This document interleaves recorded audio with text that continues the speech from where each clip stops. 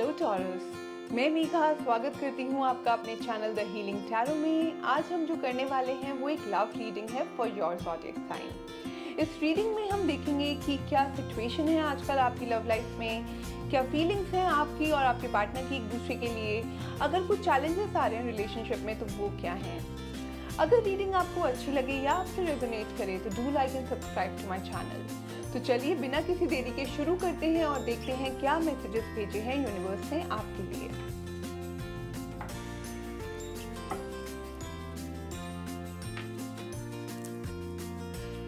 Okay, अगर मैं current situation की बात करूं तो अभी आप दोनों के बीच में काफ़ी कंपैशन है, काफ़ी अंडरस्टैंडिंग है अपने आप को लेकर, एक दूसरे को लेकर एंड अपने रिलेशनशिप को लेकर। काफ़ी हार्मोनियस पार्टनरशिप मुझे लगती है आपके और आपके पार्टनर के बीच में। आप दोनों एक दूसरे को काफ़ी सपोर्ट करते हैं, कोलैबोरेट करते हैं, इंटेग्रिटी है आपके रिलेशनशिप में, ट्रस्ट है और कहीं ना कहीं एक म्यूचुअल रिस्पेक्ट भी है। इस हफ्ते हो सकता है कि आप कोई इंपॉर्टेंट डिसीजन लें अपने रिलेशनशिप को लेकर which will have a long term impact on your relationship. मुझे दिखता है कहीं ना कहीं आपको कोई रिग्रेट है इस रिश्ते को लेकर, या तो the way you treated your partner और the way your partner treated you. I think उसको लेकर कहीं ना कहीं कुछ रिग्रेट आपको है ना। सो देखते हैं क्या फीलिंग्स आ रही हैं आपकी इस रिलेशनशिप को लेके, अपने पार्टनर को लेके। Okay, 9 of pentacle, 2 of pentacle and 4 of pentacles. Okay, so a lot of pentacle energy we have. सो मुझे लगता है आप काफ़ी स्टेबल हैं अपने इमोशंस को लेकर एंड काफ़ी सपोर्टिव भी हैं for the for your person. Okay, तो पहले 9 ऑफ पेंटिकल की बात करते हैं। सो मुझे लगता है कि आप काफ़ी सिक्योर हैं, खुश हैं अपनी लाइफ में, रिलेशनशिप से भी आपको कोई शिकायत नहीं दिख रही है मुझे यहाँ पर। ठीक है, आप काफ़ी पॉजिटिव फील कर रहे हैं and you know somewhere you are enjoying your independence. मतलब रिलेशनशिप में आपके पास एक इंडिपेंडेंस भी है and you are very happy and carefree in this relationship. वहीं साथ ही साथ मुझे लग रहा है कि आपके पास जो रिस्पॉन्सिबिलिटीज़ हैं वो बहुत ज़्यादा हैं and you are juggling between the relationship and you know your other responsibilities. Okay, कहीं ना कहीं लेकिन there is some element of you know insecurity and jealousy which you have. कहीं ना कहीं आप डरते हैं कि शायद कहीं आप अपने पार्टनर को लूज ना कर दें। इस टाइप की एनर्जी हमें यहाँ पे देखने को मिल रही है।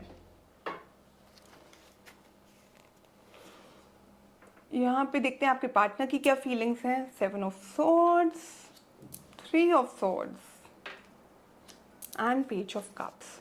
तो आपके जो पार्टनर हैं काफ़ी इमोशनल हैं इस टाइम पर। कहीं ना वो डिसीव्ड फील कर रहे हैं इस रिलेशनशिप में। मे बी उन्हें लगता है कि आप उनकी बात सुनते नहीं हैं, सुनते हैं तो समझते नहीं हैं, या उन्हें बहुत सारी इनसिक्योरिटीज़ हैं रिलेशनशिप को लेकर। उन्हें लगता है कि you know they can't be themselves in front of you. उन्हें लगता है कि कहीं ना कहीं आप शायद उन्हें एक्सेप्ट नहीं करेंगे फॉर व्हाट दे आर। तो उन्हें शायद हमेशा एक मास्क पहनना पड़ता है आपके सामने in case it is a new relationship. And कहीं ना कहीं वो चीटेड भी फील कर रहे हैं इस रिलेशनशिप में, काफ़ी हार्ट ब्रोकन है, काफ़ी अपसेट भी दिख रहे हैं एंड शायद बहुत हर्ट हैं। And there could be, I am sensing that there could be a third party because of which you know ये सारा ड्रामा हो रहा है। And third party always necessarily does not mean a third person. It could be a thought process. It could be your work. It could be some family member. So वो सब हो सकता है। I think कहीं ना कहीं आपके जो पार्टनर है वो लेफ्ट आउट और नेग्लेक्टेड फील कर रहे हैं इस रिलेशनशिप में। कहीं ना कहीं उनके दिल और दिमाग के बीच में एक जंग है। If it is right, if it is wrong, ये रिलेशनशिप कहीं आगे बढ़ेगा नहीं बढ़ेगा। तो ओवरऑल मतलब काफ़ी अपसेट या काफ़ी you know heart broken energy में है आपके पार्टनर इस टाइम पर। ओके, आपके पार्टनर ना कमिट करने को तैयार हैं मतलब रिलेशनशिप में, लेकिन वो कहीं ना कहीं उन्हें ऐसा लगता है कि जो उनके एफर्ट्स जो वो पुट कर रहे हैं, शायद उनसे वो डिज़ायर्ड रिजल्ट नहीं आ रहा है जो आना चाहिए था। मे बी आपके रिलेशनशिप को काफ़ी टाइम हो गया है and your partner is giving their heart, soul and everything to this relationship, but कहीं ना कहीं वो आज भी अकेले खड़े हैं, अपने खुद के ऊपर ही डिपेंडेंट हैं शायद for a lot of things. And आप बिकॉज आप काफ़ी स्टेबल हो लेकिन आप शायद उतने इमोशनल नहीं हो। तो मुझे लग रहा है कहीं ना कहीं आप दोनों के बीच का जो इमोशनल रिलेशनशिप है या जो इमोशनल बैलेंस एक कपल के बीच में होना चाहिए, वो कहीं ना कहीं थोड़ा मिसिंग मुझे इस रीडिंग से दिख रहा है। ओके, आगे देखते हैं क्या, what are the challenges in this relationship. Okay, Queen of Swords, like I said, communication is a problem, बहुत restlessness है, and again we have somebody who is interfering with your relationship. Okay, so आप दोनों के बीच में कहीं ना कहीं lack of clear communication है, इमोशनल इंटेलिजेंस की शायद थोड़ी कमी लगती है। मतलब आप शायद you fail to understand your partner, and कहीं ना कहीं आप एक दूसरे की बाउंड्रीज भी क्रॉस कर रहे हो। एंड आई थिंक कम्युनिकेशन के ऊपर आपको काम करने की काफ़ी ज़रूरत है। अगर आप मेरी रीडिंग फॉलो कर रहे हो तो मैंने अपनी पिछली कुछ रीडिंग्स में भी ये बताया था कि आपके रिलेशनशिप में communication will play a very major role. ठीक है, कहीं ना कहीं आपके जो पार्टनर हैं वो lack of emotional intimacy feel करते हैं क्योंकि आप दोनों के बीच में इतनी बातचीत नहीं होती है। So you need to pay little attention to that. Okay, आपको ना शायद थोड़ा ब्रेक लेने की ज़रूरत है। अभी आप और आपके पार्टनर शायद थोड़ा ओवरवेल्म फील कर रहे हैं इस रिलेशनशिप में, थोड़े एग्जॉस्टेड हैं, शायद आप दोनों को एक छुट्टी पे साथ में जाने की ज़रूरत है। एंड मुझे लगता है आप दोनों के बीच में जो ज़्यादातर प्रॉब्लम आ रही है वो इसलिए आ रही है बिकॉज आप दोनों दो अलग स्कूल ऑफ थॉट से बिलोंग करते हो सकता है कहीं पर not only for new relationships, even in the existing ones. कभी कभी हम एक्सपीरियंस करते हैं कि चाहे हमारी शादी को भी कितना टाइम क्यों ना हो जाए, कभी कभी हम दूसरी फैमिली के जो रिचुअल्स होते हैं या उनके जो ट्रेडिशंस होते हैं उनको हम ठीक से अडेप्ट नहीं कर पाते कहीं ना कहीं क्योंकि वो उसका रीज़न कुछ भी हो सकता है। ठीक है, लेकिन कभी कभी भी fail to accept the rigid structure which a lot of families have. और हो सकता है कोई आपकी फैमिली में ऐसे कोई अथॉरिटेटिव पर्सन है जिनकी वजह से आप लोगों के बीच में झगड़ा हो जाता है, कम्युनिकेशन गैप हो जाता है। तो यहाँ पे भी आपको थोड़ा ध्यान देने की ज़रूरत है।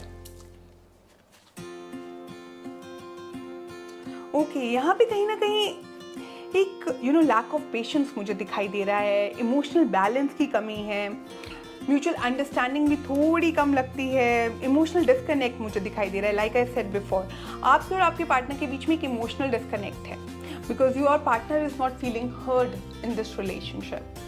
सो इमोशनल डिस्कनेक्ट आप दोनों के बीच में है। ओके, आगे देखते हैं क्या चल रहा है। हालांकि आप दोनों के बीच में पैशन है, आप दोनों एक दूसरे को काफ़ी लाइक करते हो, बट कहीं ना कहीं आप दोनों का जो थॉट प्रोसेस है वो आपके रिलेशनशिप के आड़े आ रहा है। ओके, फिजिकल अट्रैक्शन है, केमिस्ट्री है आप दोनों के बीच में, बट जो पैशन होता है वो थोड़ा शॉर्ट लिव्ड होता है, ऑन एंड ऑफ हो जाता है आपका रिलेशनशिप। कभी तो बहुत अच्छा होता है, लवी डवी हो जाते हैं एकदम से, और कभी एक दूसरे के दुश्मन हो जाते हैं। और अगर कमिटेड रिलेशनशिप नहीं है तो कभी कभी बहुत ज़्यादा बात करते हैं, कभी बिल्कुल बात नहीं करते हैं। तो यही सब चल रहा है आपके रिलेशनशिप में। ओके, अगर मैं आउटकम की बात करूं तो इस रिलेशनशिप में मुझे लगता है कि एक मेजर ट्रांसफॉर्मेशन आपको होता हुआ दिखाई देगा। या तो आप अपना थॉट प्रोसेस चेंज कर दोगे, ओके, एक दूसरे के लिए you guys will try to come on the same page so that you guys can talk and have a good and happy relationship। क्योंकि हमारे पास यहाँ पर आ रहा है Ace of Pentacles। So इस relationship में एक नई शुरुआत करना इतना मुश्किल नहीं है। You can have a good relationship, you can start it again, start it fresh, लेकिन वहाँ उसके लिए एक मेजर ट्रांसफॉर्मेशन की ज़रूरत होगी। आपको या तो अपने कुछ पुराने थॉट्स को छोड़ना पड़ेगा, चेंज करना पड़ेगा एक दूसरे के लिए, ताकि आप दोनों कंपैटिबल हो पाओ, कंपैटिबल साउंड कर पाओ। ठीक है, या फिर मुझे लगता है कि अगर आप कमिटेड रिलेशनशिप में नहीं हो, खाली लव रिलेशनशिप है, तो हो सकता है आप दोनों डिसाइड करो कि आप दोनों एक दूसरे के साथ सर्वाइव नहीं कर सकते हो, and you may decide to change your partners. Two of you may decide to do that. तो जैसे मैंने यहाँ पे कहा था कि यहाँ पर भी मुझे दिख रहा था कि आप कोई मेजर डिसीजन लेते हुए दिखाई दोगे about this relationship which will have a long term impact. तो वही बात से मैं एंड कर रही हूँ कि हो सकता है या तो आप दोनों एक नया पार्टनर ढूंढो अपने लिए, दोनों लोग, और you may decide to change your thought process so that you too can can live a happy life together. So ये थी reading for the taurus people. मैं मिलूंगी अगले हफ्ते आपसे कुछ नई रीडिंग्स और कुछ नए मैसेजेस के साथ। तब तक आप अपना खूब ध्यान रखिए, पॉजिटिव रहिए, थोड़ा अपना इमोशनल क्वोशंट बढ़ाइए ताकि आपके पार्टनर आपसे खुश हो सकें। तो चलिए इसी नोट पर मैं साइन ऑफ करती हूँ और मिलते हैं अगले हफ्ते। बाय।